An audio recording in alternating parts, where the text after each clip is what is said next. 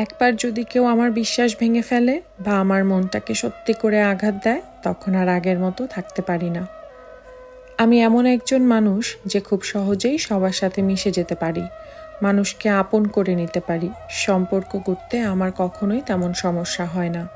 কিন্তু সমস্যা শুরু হয় তখন যখন কারো আসল রূপ চোখের সামনে পরিষ্কার হয়ে যায়।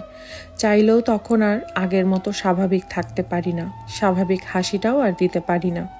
আমি মনের মধ্যে কষ্ট রেখে বাইরে থেকে হাসি দেখানোর মানুষ নই। আমার হাসিটা যদি সত্যি না হয়, আমি সেটাও দিতে পারি না।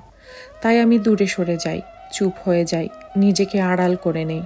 কারণ কাউকে ঘৃণা করে না, নিজেকে আর কষ্ট না দেওয়ার জন্যই দূরত্ব বেছে নেই। আমার কাছে সম্পর্ক মানে শুধু পাশে থাকা নয়, সম্পর্ক মানে বিশ্বাস। আর সেই বিশ্বাস একবার ভেঙে গেলে সেটা আর আগের মতো জোড়া লাগে না।